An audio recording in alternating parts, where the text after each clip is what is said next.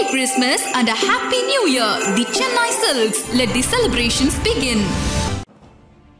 Australia vs India இடையே நடக்க போற 4th டெஸ்ட் பாக்ஸிங் டே டெஸ்ட், அதாவது கிறிஸ்மஸுக்கு அடுத்த நாள் நடக்க போற டெஸ்ட். ஆக்சுவலாக இந்த டெஸ்ட்டை பொறுத்த வரைக்கும் பார்த்தீங்கன்னா எக்கச்சக்கமான எக்ஸ்பெக்டேஷன்ஸ். காரணம் 1-1 அப்படின்ற கணக்கில் சீரீஸ் லெவலில் இருக்குது. அதுக்கு காரணம் அதுக்கு முன்னாடி நடந்த கேபா டெஸ்ட் டிராவான ஒரு காரணம். சரி, ஓகே. இதுக்கடுத்து இந்த டெஸ்ட்டில் என்ன ஒரு சுவாரஸ்யம் அப்படின்னு சொல்லிட்டு பார்த்தீங்கன்னா, மேட்சுக்கு முன்னாடி நிறைய சுவாரஸ்யமான விஷயங்கள் இருக்குது. அதாவது முதல்ல பார்த்தீங்கன்னா நெட்ஸ் ப்ராக்டிஸ்.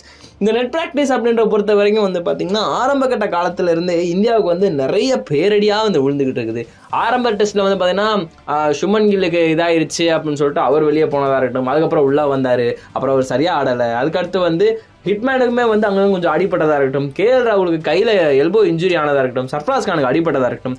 அந்த வருஷத்தில் தொடர்ந்து இப்போ மறுபடியுமே ரோஹித் சர்மாவுக்கு மறுபடியும் அடிபட்டிருக்கு. அண்ட் அது மட்டும் இல்லாமல் ஆகாஷ் தீப்புக்கு இன்ஜுரி ஆயிருக்குது பேட்டிங் பண்ணும்போது. ஆனால் இதெல்லாமே கேட்டதுக்கு அப்புறம் என்ன சொல்லியிருக்காங்க அப்படின்னா, அப்பெல்லாம் ஒன்றுமே கிடையாது, இந்த மாதிரி பிச்சில் விளாடுறதுக்கு இந்த மாதிரி ஹார்டான நெக் ப்ராக்டிஸ் எடுத்து தான் ஆகணும், அந்த நிலைமையில இன்ஜுரி ஆகத்தான் செய்யும், இது சகஜமான ஒரு விஷயம் அப்படின்ற மாதிரி மென்ஷன் பண்ணியிருக்காங்க ஆகாஷ் தீப். அண்ட் அது மட்டும் இல்லாமல் ரோஹித் சர்மாவோட இன்ஜுரி எந்த அளவுக்கு இருக்கு அப்படின்னு கேட்டப்போ அதுவுமே பெருசா இல்லை, பையா நல்லா தான் இருக்கிறாரு அப்படின்ற மாதிரிமே அவருமே பர்ஃபெக்டாக சொல்லியிருக்காங்க. பட் ஆனால் இப்படி மாற்றி நெட் ப்ராக்டிஸ்ல இன்ஜுரி ஆயிருச்சு அப்படின்னா இதுக்கடுத்து அவங்களுக்கு பெருசா ஏதாவது அடி விழுந்துருமோ அப்படின்ற ஒரு விஷயமே எல்லாருமே பயந்துகிட்டு இருக்கிறாங்க.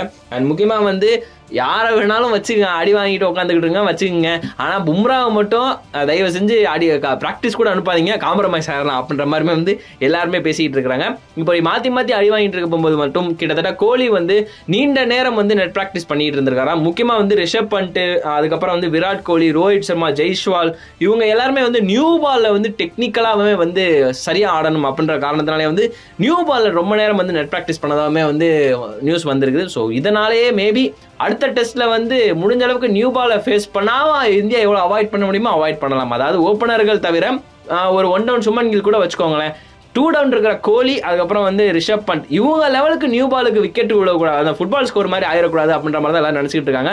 பட் ஆனால் இவங்க இப்போ வரைக்குமே நியூ பாலையுமே ப்ராக்டிஸ் பண்ணிட்டு இருக்காங்க அப்படின்றது கொஞ்சம் ஓகே, ஒரு நல்ல திங்கா இருந்தாலும் அந்த அளவுக்கு வேணாம் அப்படின்ற மாதிரி எல்லாம் சொல்லிட்டு இருக்காங்க. பார்க்கலாம் இந்தியா எந்த மாதிரி பேட்டிங் பர்ஃபார்மன்ஸ் காட்ட போறாங்க அப்படின்னு.